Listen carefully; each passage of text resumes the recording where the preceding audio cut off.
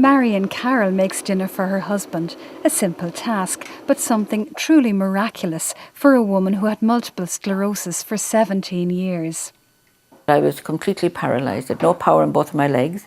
I was really just like a baby in a pram. I had to be washed, fed, changed and moved. I had to do everything. She was confined to bed. The last 3 years she was totally paralysed. There was no cure. And I didn't ask for a cure because I wouldn't challenge him in that way. I knew he loved me. I mean, I had everything in life. I had a fantastic marriage and 2 wonderful children. The day Marion Carroll went to Knock in 1989, she and her family believed she was dying. She was brought into the basilica on a stretcher and placed right under the statue of Our Lady.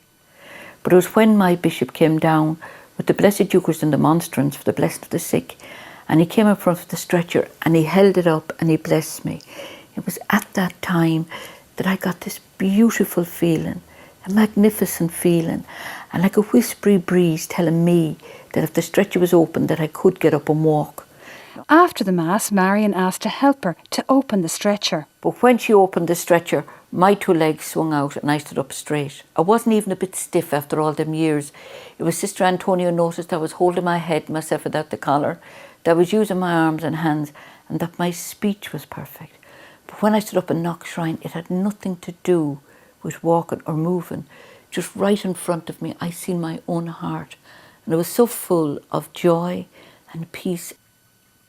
Back in Athlone, Marion had the great joy of breaking the news to Jimmy. When we came in here to sitting round, Jimmy sat here over at the patio doors and the wheelchair was in the centre of the room. And I stood up and said, "Look, Jim, I can walk." He said, "Oh God, Mary," said, don't. And I went over and I put my arms around him. I've never seen a man crying like him. And he got down on his knees and he started thanking the Lord. It blew me away, you know. I just couldn't believe it. To see her standing there after such a long time.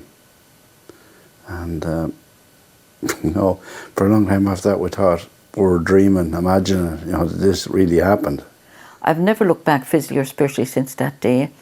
And I really had a great life planned for myself, but then the Lord decided different and he gave me my ministries. I have a ministry of healing, but I cannot heal. No one can heal, only Jesus, he's the healer. That when I pray with them, I'm just giving out the prescription, but he's the doctor.